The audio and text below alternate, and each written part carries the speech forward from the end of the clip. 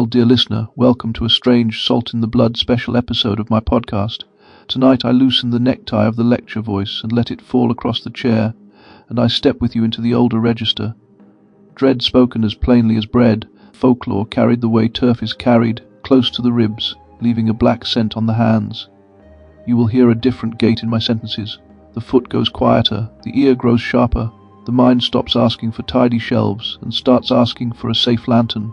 Port Leash holds its midlands poised beyond my window. The Triog moves with that small, determined murmur rivers keep. The rail line gives a distant metallic complaint. A late car passes and takes its light away like a blessing withdrawn. The microphone sits in front of me, black and patient, a kind of parish relic that asks for confession by inches. The kettle gathers itself toward a boil, and the sound carries a modest authority, as if a domestic appliance can teach a man that heat changes every substance, even memory. This episode carries Chapter 13 near the book's midpoint of Bell Metal and Bog-Light, Irish Gothic from Sídh to Sacrament literary study. I began that manuscript during the COVID pandemic, when idle hours demanded a trade and the days learned an unfamiliar elasticity. The plan had been a slim brochure, perhaps 50 pages, yet the subject clutched at me with a greedy hand, and the work widened into 25 chapters on Irish Gothic, an island inheritance steeped in storytelling and folklore, braided with old belief systems and stubborn superstitions, a field of horror and marvel where improbable witness keeps arriving with mud on its shoes. I shaped the book as a narrative of seeking, a record of attachment growing in real time. The pull of place, the moral weather of hedges and graveyards, the way law keeps moving beneath grass like groundwater beneath limestone. Each chapter opens with a mystery and closes with its answer, so the opening question loosens its tangles as you listen.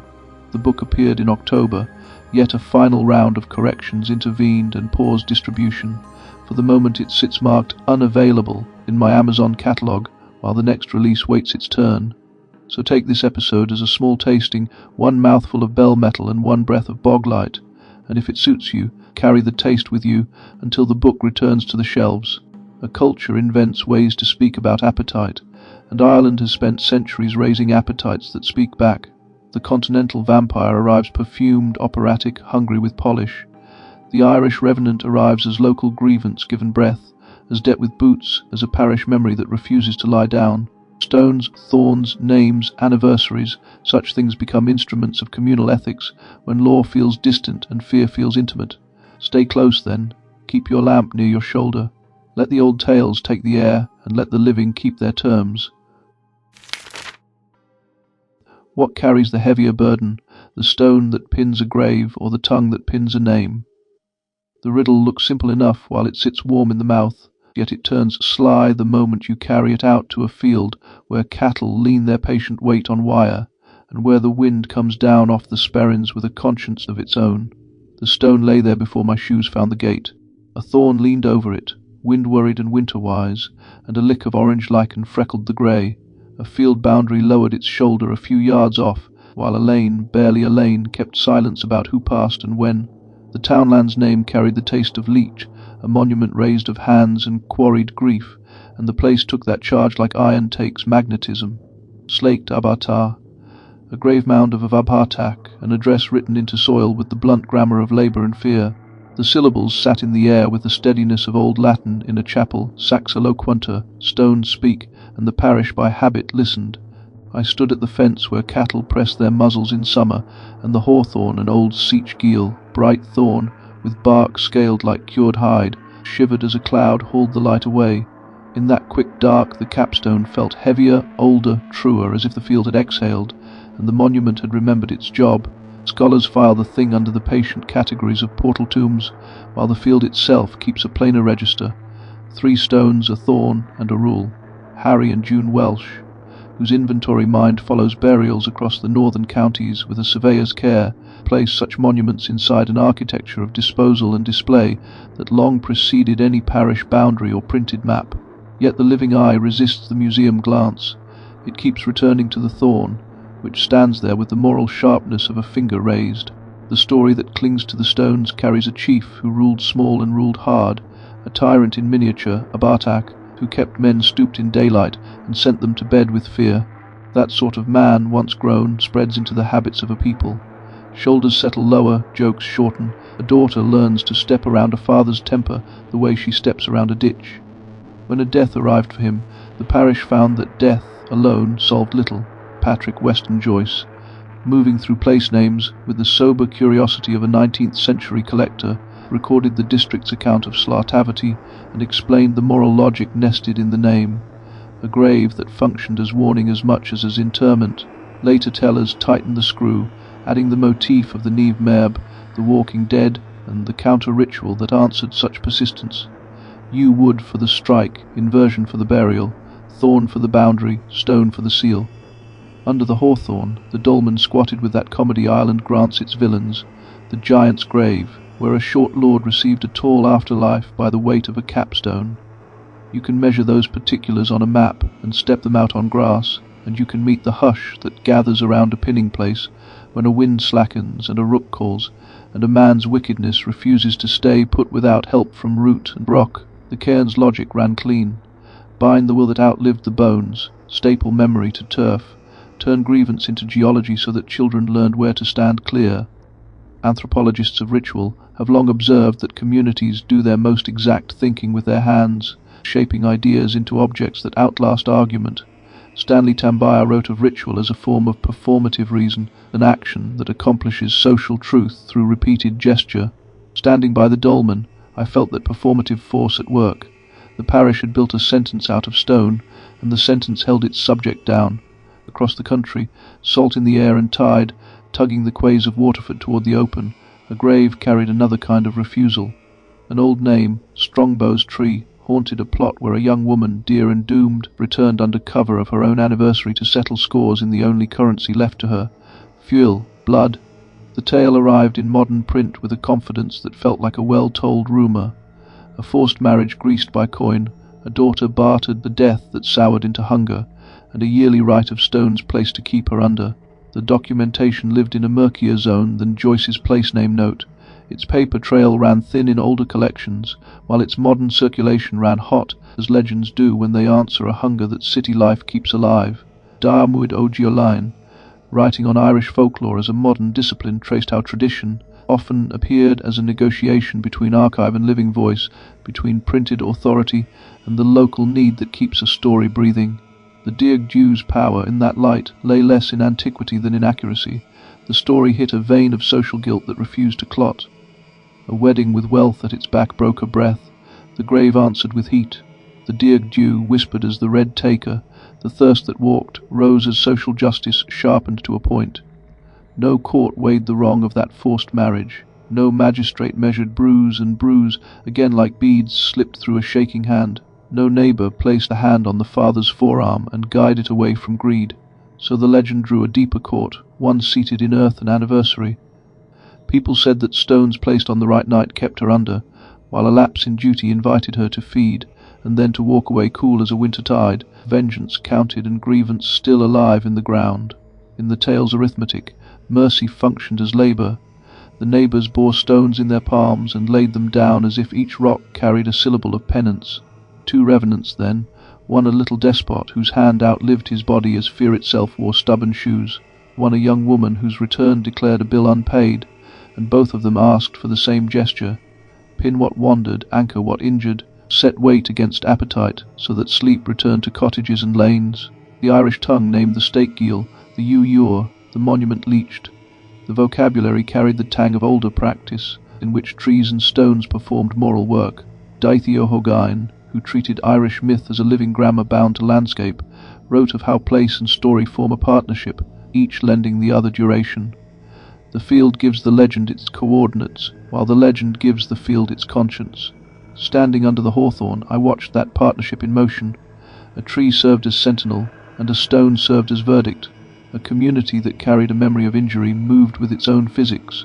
Where law sat far, ritual sat near. Where penance failed, pinning worked. Where speech found thin hearing, stone spoke fluent constraint. An imported aristocratic monster, Stoker's cosmopolitan count, thrived on distance and glamour, yet these Irish revenants refused glamour. Their hunger rose from neighbourliness warped by power. A parish pressed, a daughter sold, a circle of men too fond of coin or too frightened of a lash to risk their own skins. The countermeasure did not try to erase the offender as if he had never walked. It seated him in the ground like a condemned chieftain swearing into his own pit, face to the cold and spine under stone, thorn above like across that bit.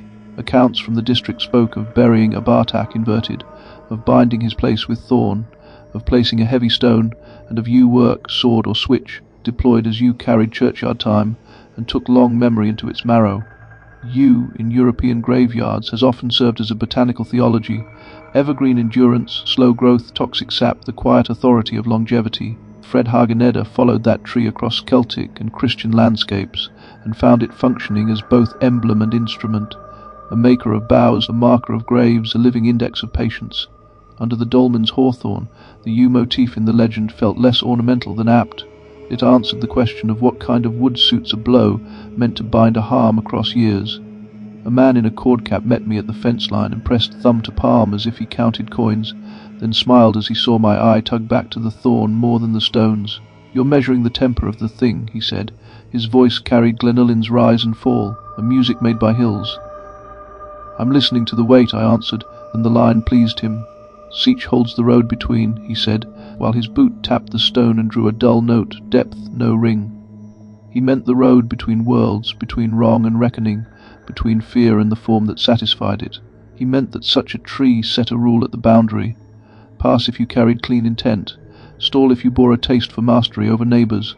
He spoke of workmen who learned caution when a chainsaw hiccuped 3 times near that very thorn, and a man swore softly and went home, his hand unsteady from broken sleep. The story changed teller by teller, yet the habit remained: give the thorn its space, keep the stone sound, respect the leech that held old hunger in place. The woman of Waterford learned the same logic in reverse. Where a man's body under hawthorn required stone to sit on him, a woman's wrong required stones to sit on memory's mouth for 1 annual night.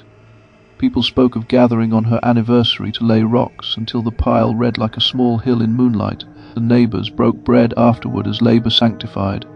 And people spoke, too, of years when the duty slipped, and a girl vanished from a lane or a widower went pale before dawn. Such tales kept hands faithful, as fear sometimes guards a right with greater diligence than love. Strongbow's tree, a name with imperial swagger folded into it, stood like a witness who had learned the tongue of both Old March and New Street, and the grave beside it asserted a jurisdiction drawn from sorrow. The community's answer to violence refused spectacle. It chose ballast, it chose continuity, it chose a rite of pinning over the theatre of killing. The poetics of that pinning mattered, as each gesture carried a theory of power. A stake through the heart, as heard from the Balkans across centuries of reports and panics, announced a wish to obliterate, to puncture the seat of movement, and irrigate the ground with a finality that satisfied the eye. Villages across Habsburg Serbia opened graves when livestock sickened and kinfolk failed, and they hammered stakes as the heart offered a visible target, and the blow answered panic with noise. The state's archive retains the theatre, commissions, witnesses, surgical language, and the formal Latin title of a report that has haunted scholarship, Visum et Repertum. The record showed the stake as symbol and as tool, and it showed decapitation following when the stake failed to pacify. Paul Barber, reading such episodes with a folklorist's skeptical tenderness, argued that vampires often rose where communities needed a model for contagion and a script for action, especially when decomposition and disease confused the boundary between living and dead. Such analysis did not drain the stories of dread, it gave dread a social body. Under that light, the Balkan stake appeared as civic medicine, performed before witnesses who longed for a dawn with less fear. Ireland's answer drew another circle around the same fright. Pinning accepted that the revenant possessed momentum that nobody could cancel without adding weight, and it accepted that power bound to place could be endured by a community that carried its own discipline. The cairn refused triumph, as triumph tempted forgetfulness. A yew planted on a grave spread shade that reached a boy's shoulders in his first summer cutting turf and reached his grandson's cap in late life. A thorn scraped by cattle remembered the first oath murmured into the ground and kept it. The landscape became a ledger, and each generation audited it with hands. Consider the girl before her marriage, a daughter in a house where light caught flower in the air like tiny planets. Her father steered toward wealth. Her hand steered toward a boy with a laugh like a handspan of sunlight. Then the day her choice collapsed under a dowry counted in cattle and coin. Counted as if a woman's future could be folded into ledgers, her lungs began to learn the world as a narrow room. In that narrowness, breath turned from air to oath. She went to earth, and earth answered as it loves balance, though it tolerates imbalance while the living shuffle their feet. When she rose, she carried errand rather than appetite, and the errand read, "Restore the scales, scorch the ledger, teach the house the name of fear that women learned in corners." The Dearg-Due walked as the community's belated conscience, and the annual stones functioned as the community's annual confession. Now listen to the chieftain who built his petty monarchy by clipping men's wings and taxing their laughter. He believed in order cut to his size, and he nailed the parish to his measurements. Death, for such a man, offered withdrawal without change, a holiday from consequence. Yet the parish had learned a sturdier faith in causality, and causality demanded a second act. So a champion, Cathan in some tellings, faced the revenant without swagger, as glory wasted breath where duty began. He fought, and the dead rose again. He sought counsel and received a lesson. Yew for the stroke, inversion for the burial, thorn for the border, stone for the seal. The gestures felt agricultural, pruning, spading, staking. As the grief they answered grew the way crops grow, day by difficult day. He brought Abhartach down and set him into the bed like a root cut from air, face into soil like seed demand, heels bright to the sky like weather sign. And the thorn's white bloom pricked spring air, and the stone settled into a sentence that a mule could read if mules read. When the chieftain tried a second rising, the community added weight and patience. When he tried a third, the hawthorn accepted the office of gate. The land wore that office gladly, as places wear justice more cleanly than people manage. A country's method with its monsters tended toward a theology. The Balkans taught intervention that struck at centre as contagion terrified and loud measures calmed a crowd. Ireland taught containment that bound a revenant to its wrong, as memory terrified less when the wrong's address lived openly in the parish. A stake aimed at a body, a stone aimed at a place. A decapitation cleaned a horizon, a leech marked it. Under the hawthorn, the portal tomb read like a doctrine in bark and thorn. Grievance lived and bred unless a community set weight upon it and a root through it. Even the words whispered around such sites remembered the real. Lacht named the marker as if the marker itself had plucked syllables from soil. Quimney repeated the syllables with breath that warmed cold mornings. Duchas stretched them across generations. Linguists of the Irish tradition have noted how place names carry both semantic residue and social instruction, binding speech to the ethics of land use and memory. A parish that kept a leech kept Quimney, and declared duchas by action a child could mimic. A final counterpoint arrived from a Welsh window where omen came as voice. In Marie Trevelyan's early 20th century collection, the Grac Y ribbon shrieked as death approached, her thin figure and wet hair arriving as warning instead of assault. At the farmhouse sill, a family tightened around a bed while the name of tomorrow's dead ripened into acceptance. Wales gave warning by voice and pain. Ireland in these revenant cases gave justice by stone and root. Different gifts, different grammars, omen there, pinning here. Scholars of medieval and later Welsh tradition have read such female figures as carriers of disease imagery and community anxiety, embodiments that turn unseen threat into a herd sign. The Grac's wail performed the same social function the cairn performed. It made fear legible. When we read the Irish revenants as social justice at work, we accept that horror serves the ledger of the living. The Dearg-Due turned into a sentence the community accepted and administered in order to limit repetition. Abhartach hardened into an example fathers could cite to braggart sons who thought cruelty ended at the grave. These figures stepped out of dirt as neighbours failed them in daylight. A daughter sold, a parish pressed, a circle of men too fond of coins or too fearful of a lordling's lash to risk their own skins. By the time the revenants arrived, grievance had matured into law. The undead stepped into a courtroom the parish raised from hedge, stone and tree. Walk to that cairn in Slaghtaverty on a July afternoon with lungs full of hayseed air, and when you rest a palm on the capstone, you feel ground pulse through lichen. A rook grates the sky. The hawthorn shows a scar from lightning's lick, yet leaf and thorn thrive, as the tree carries a habit of survival suited to long offices. You taste iron in the mouth, though you bit none, as place argues with blood before it argues with brain, and the eye catches offerings that never advertise themselves. 3 smooth pebbles aligned on a side stone, a scrap of red thread on a low branch, a mark in earth where a heel slipped and a hand caught stone's ledge. The parish keeps watch without brass, and visitors who arrive with cameras leave with quieter gait. An old priest from the hills of Derry once sat by the dolmen and ran his fingers along a groove in the capstone as if reading Braille in open air. I asked him too bluntly whether he believed the old story, and he shook his head with a small smile, as belief seldom mattered to men who kept both books and hedges. "I believe in fences," he said. "A parish learns when to bind and when to bless. We bound a harm here, we blessed it by keeping it where it belongs." "What about forgiveness?" I pressed, his tone inviting the extra inch. "Forgiveness lives," he answered, "when we stop pretending harm dissolves like fog at noon. Forgiveness needs an address. The leech gives it one." The answer pleased me, as it returned us to thorn and stone. Forgiveness as a visitor who needs a door, a threshold, a seat. The cairn provides all three. The Dearg-Due's grave offers the same furniture in a different arrangement. Grief sits, guilt stands, vigilance keeps the kettle on. A community that performs such work keeps faith in human days, while admitting the pull of nights that lean over beds and breathe through kitchens. The grammar of pinning rose from a habit of accuracy about harm.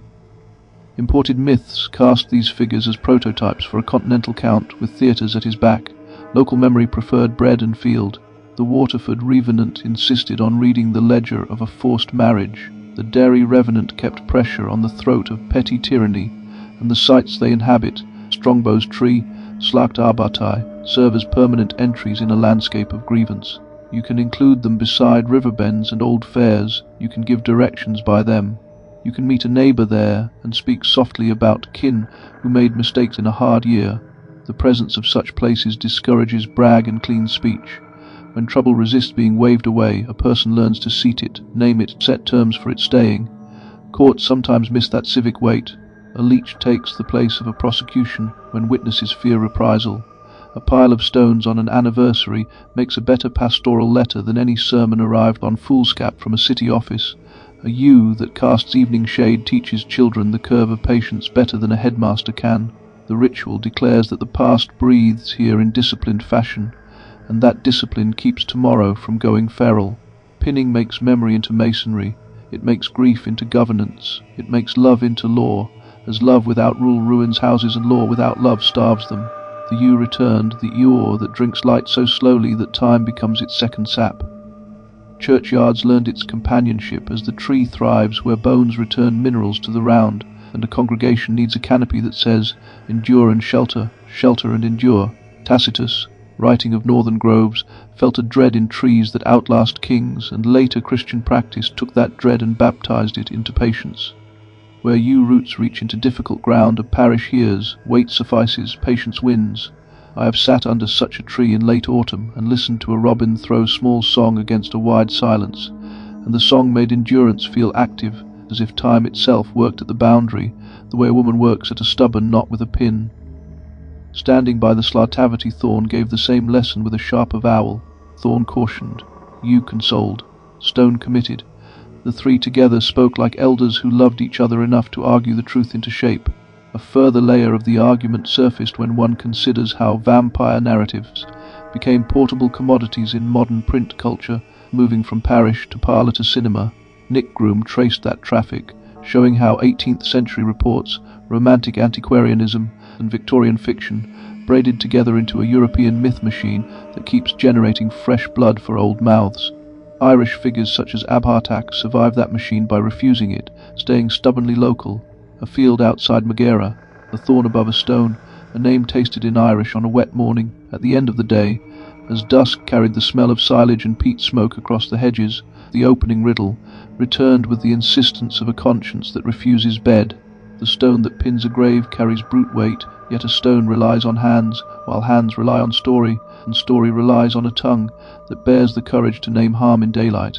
A capstone holds down a body, a name holds down a lie, a parish, by keeping both, holds down the future's temptation to repeat the same cruelty in a different coat. In that sense the heavier burden sits on the tongue, as it must keep saying Sleacht Ábhartaigh with full awareness of what happened there, and it must keep saying Dearg-Due with full awareness of what a village allowed. The stone does its work through gravity, the tongue does its work through duty, and duty weighs more than any slab. I left the field as a woman in a yellow raincoat paused by the gate, chipper voice, stride like a runner with a child's delight still hiding in the ankles. "You'll write it fair," she said, "a charge." "I'll write it bound," I answered, and she grinned as the word pleased her like a local password. Bound, name held to place. Bound, grief given an address. Bound, justice carried by hands that lift stones and by mouths that keep the old syllables alive, Comid Fimid and Quimneagus and Cert, until hawthorn blooms again, and the parish for another year sleeps. Scholia. Well, now, stay with me a little longer, listener. What follows beneath this episode carries more than a tidy afterword. You'll find clarifications, expansions, and a small trail of suggested reading, books and essays that can widen the corridor of what you've just heard. Give me your ear to the final line. You'll walk away glad you did. Logame.ie website. Slaghtaverty, Slaghtaverty, place names database of Ireland. Entry for the townland in County Derry, Barony Coolwraithin, civil parish Eriagle. Glossary note on Leet Sleacht as Grave Mound Monument. Dublin National Place Names Branch. Access January 2026. The place name performs scholarship in miniature. Slacht Leacht carries burial and memory in a single word, while the genitive form ties the mound to a person whose name remains socially charged. Place names in Ireland do more than label. They store ethics, as the older tongue keeps returning us to the premise that land remembers what people prefer to forget. A listener can read the dwarf's grave as mere quaintness, yet the database's sober glossary reminds us that the semantic core concerns burial architecture.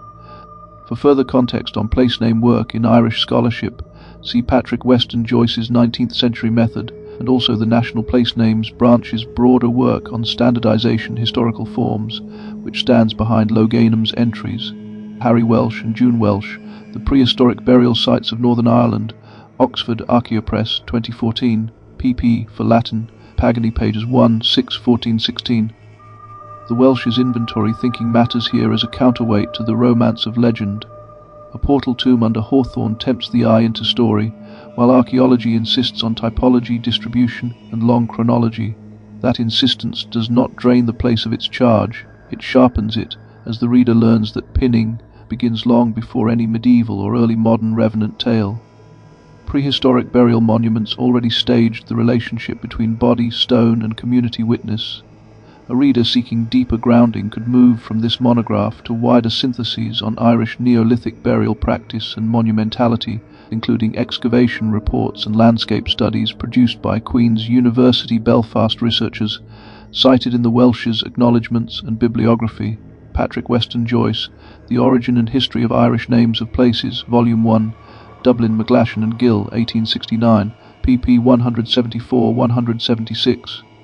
Joyce wrote as collector and teacher, with a moral patience that suits folklore attached to ground. His account of place names often carries a double motion: philological explanation, followed by a small narrative kernel that explains why a community keeps a name alive. That kernel proves invaluable to any writer who wants documentary fidelity while keeping lyric charge. The Abhartach material enters print through Joyce's place name apparatus, which gives the legend a kind of archival anchor. The story serves the name, while the name serves the story. A reader can extend Joyce's line of inquiry through later Irish folklorists who combined philology, ethnography, and narrative analysis.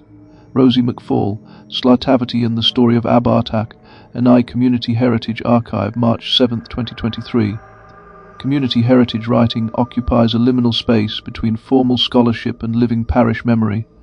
It seldom provides the critical apparatus a university press demands, yet it records how a place functions in the daily moral imagination of its keepers. That, for a chapter such as above, supplies a vital layer, story as lived practice. McFall's piece also shows how a modern community frames Abhartach within local identity, with the folktale functioning as a badge of uniqueness in a landscape of many ancient stones. For a reader seeking a more formal scaffolding, pair such community accounts with place name scholarship and archaeological inventories, allowing each to check the other. Stanley Jayaraja Tambaya, Culture, Thought and Social Action. An Anthropological Perspective, Cambridge, Massachusetts, Harvard University Press, 1985, pp. 123-166. Tambaya's account of ritual as performative action suits the pinning motif perfectly. The cairn of stones, the inverted burial, the anniversary labour, each functions as a speech act carried out through bodies, objects and repetition. A rite proves persuasive through enacted form. Hands lift weight, Eyes witness, the parish repeats, and the repetition becomes social truth. Such thinking rescues folklore from being treated as mere entertainment, while it avoids treating it as a simple fossil. The rite remains alive as long as it keeps doing work, social work, ethical work, psychological work, within the community's constraints. The Dearg-Due, the origin story of the Waterford legend, Irish Central, December 23, 2025. This modern retelling illustrates how legends circulate in contemporary media, acquiring confidence through repetition and through the appeal of a named location. The article frames the annual stone-laying as living custom, which may reflect practice, aspiration, or narrative embellishment. Such ambiguity belongs to legend's nature. The form thrives in the space between verifiable record and communal desire. A careful reader can treat the piece as evidence of contemporary belief and storytelling, while seeking corroboration in earlier folklore collections and in archival repositories such as the National Folklore Collection. The tension between circulation and documentation becomes part of the chapter's argument. Communities pin harm with stones, while modern culture pins fascination with articles, podcasts, and travel lore. Diarmuid Ó Giolain, Locating Irish Folklore, Tradition, Modernity, Identity, Cork University Press, 2000, pp 124, 83, 118. Giolain offers the conceptual tools for handling the Dearg-Due material with integrity. He shows how tradition lives through institutional collection, political history, and the shifting needs of modern identity. A legend with thin older documentation may still possess genuine cultural force, as it answers living ethical tensions, especially around gender coercion and communal complicity. The writer's task becomes an act of honest placement. The story sits in Waterford's imaginative geography, while the scholar asks how it arrived, what it replaces, and what it reveals. Read alongside Irish language scholarship and archival catalogues, Ó Giolain's work allows a chapter to remain lyrical while staying intellectually sober. Daithí Ó Hógáin, Myth, Legend and Romance, an encyclopedia of the Irish folk tradition, Dublin, Prentice Hall Press, 1991, pp 1, 12, 15, 18. Ó Hógáin's encyclopedic approach helps a writer avoid flattening folklore into spooky stories. He treats myth and legend as a structured field of meanings tied to landscape, social practice, and the Irish language. Even when he summarizes, he gestures toward deeper strata, motifs, regional variants, and the interplay between oral and literary transmission. For a chapter that sits under hawthorn and beside river quays, his work supports the argument that stories attached to ground as a form of communal memory work. A reader can pursue particular motifs, undead, burial, inversion, apotropaic trees, through the bibliographic trails Ó Hógáin provides. Fred Hageneder, U. A History, Stroud, The History Press, 2007, pp 9, 28, 107, 133. The U operates as botanical philosophy, endurance, toxicity, slow time, and the churchyard's peculiar intimacy with death. Hageneder tracks that symbolic and practical role across Europe, showing how U enters craft bows, ritual, graveyards, and mythic association. In Abhartach's tale, U wood for the strike reads as more than colourful detail. It positions the counter-ritual inside a deep tradition where certain materials carry certain moral charges. For further inquiry, a reader can consult studies of sacred trees in Celtic and Christian contexts, along with archaeological discussions of graveyard ecology and the long cultural life of planted churchyard yews. Johannes Flückiger, Visum et Repertum, Belgrade and Vienna, 1732. In translation and discussion in Paul Barber, Vampires, Burial and Death, Folklore and Reality, New Haven, Yale University Press, 1988, pp 315. Flückinger's report stands as a cold-eyed state document that reads, paradoxically, like Gothic theatre: witnesses, exhumations, bodily description, and the hunger for a procedure that brings relief. The Latin title, Seen and Found, carries forensic authority, while the content reveals communities in panic seeking a script for containment. When paired with Barber's analysis, the report becomes a bridge between archive and imagination. A writer can feel the dread while acknowledging epidemiology, decomposition, and communal suggestion. For deeper historical framing, consult scholarship on Habsburg military frontiers and on the transmission of vampire reports into Enlightenment Europe, where the rational world discovered possessed its own appetite for monsters. Paul Barber, Vampires, Burial and Death, Folklore and Reality, New Haven, Yale University Press, 1988, p. 136, 101, 140. Gearoid McEoin, Irish Place Names and the Irish Language in Brian O'Queed. A View of the Irish Language, Dublin Institute for Advanced Studies, 1969, pp. 221, 252. McEoin's linguistic perspective clarifies how place names carry more than reference. They carry cultural memory in compressed form. When a parish says Sleacht Ábhartaigh, it does linguistic work, preserving morphology, genitive relation, semantic field, while it does ethical work, keeping a harm located. This dual function supports my chapter's central move. Language becomes a form of pinning alongside stone and thorn. A reader can extend this through DIL, Dictionary of the Irish Language, and through place name studies published by the Place Names branch, which trace historical spellings and meanings across documentary layers. Marie Trevelyan, Folklore and Folk Stories of Wales, London Elliot Stock, 1909, pp. 55-60. Trevelyan's Grac-Y ribbon offers a crucial comparative tool, a death omen that functions through sound and forewarning instead of physical return. Her descriptions, while shaped by her era's tastes, preserve a sense of how a community externalizes dread as a figure at the window. Your chapter uses the Grac as counterpoint to Irish pinning, and Trevelyan allows that contrast to rest on an early printed source rather than on modern internet retellings. A reader can pursue Welsh banshee analogues, disease figures, and boundary spirits through later folklorists, and through journal articles that read Trevelyan alongside medieval Welsh narrative traditions. J.C. Beck, The White Lady of Great Britain and Ireland, Folklore 81, 2, 1970, pp. 97-112, at pp. 104-106 on Grau Ribbon. Beck's comparative work demonstrates how female apparitions cross regions with shifting functions, warning, punishment, seduction, disease imagery, while still serving as communal instruments for thinking about mortality. Including such scholarship strengthens your Wales, Ireland counterpoint by showing that the Grac-Y ribbon occupies a broader archipelago of figures that police thresholds. It also assists with my ethical claim. Different cultures choose different grammars for fear. Where one tradition warns through voice, another binds through stone. For further reading, consult studies of the Banshee tradition in Ireland, including national folklore collection materials and comparative European omen figures in folklore journals, Publius Cornelius Tacitus Germania Trans, J.B. Rives, Oxford, Oxford University Press 1999, pp. 39-45, Nick Groom, The Vampire, A New History, New Haven, Yale University Press 2018, pp. 134-87-120. Groom traces the vampire's movement through Enlightenment reportage, romantic antiquarianism and Victorian fiction, showing how the figure becomes a cultural machine that eats context and produces glamour. That matters for my insistence on parish-scale monsters. Abhartach and the Dearg-Due resist full absorption into the cosmopolitan vampire economy when they remain tied to local ethics, tyranny, coercion, communal complicity. Groom's work supports my claim that the Count arrives with theatre at his back, while the Irish revenants arrive with mud on their feet.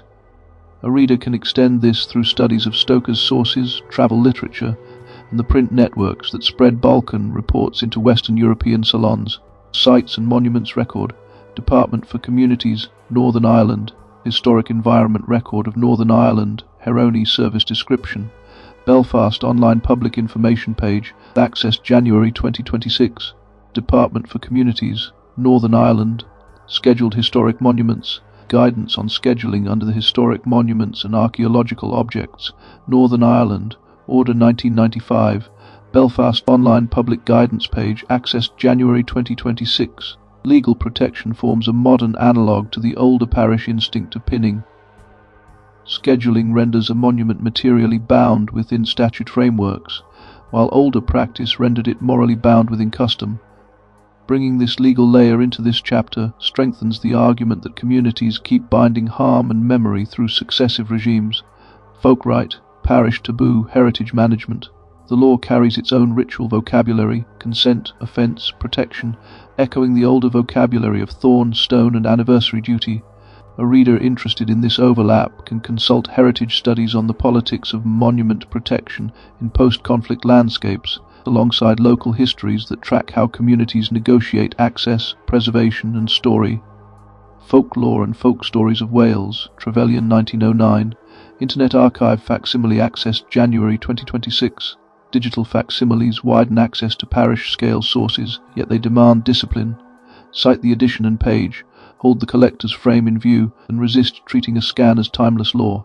Used with care, the facsimile becomes a faithful tool for documentary work, preserving exact wording, cadence, and the bias that accompanies preservation, so the supernatural remains where it belongs, inside a culture's habits of grief, warning, and binding.